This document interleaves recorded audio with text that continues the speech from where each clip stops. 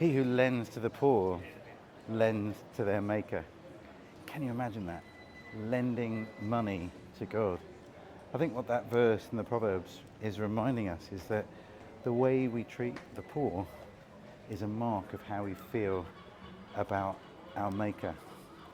Today there's a huge vote going through government as we think about the welfare reform bill. And it's definitely a political hot potato.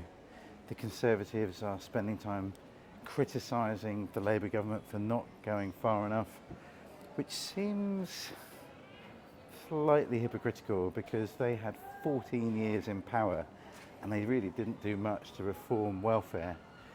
And it's easy with hindsight to tell the government what they should be doing when they've only just been in power a year.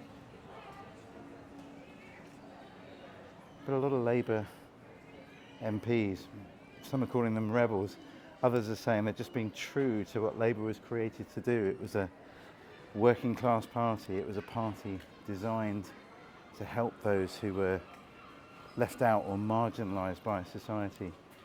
And for some of them this is a real conscience issue, that they can't leave people in poverty through their actions.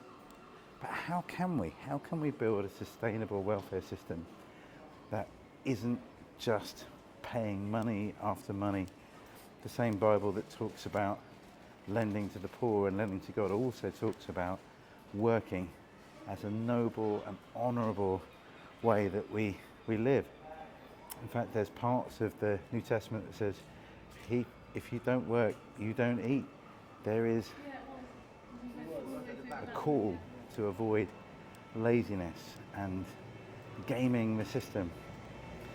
But what I'm worried about is how quickly these cuts are being instituted. There doesn't seem to be a thorough consultation process. It's hard to find any disability charity that is backing these cuts. One of the MPs has been calling for the need for co-production, that we work out policies that work for people by talking to those that are being most affected rather than making decisions based on an Excel spreadsheet. And I think that's where I'm at, that there may well need to be reform in our system. There may well be a small number of people who are gaming the system, but you don't solve that by making cuts.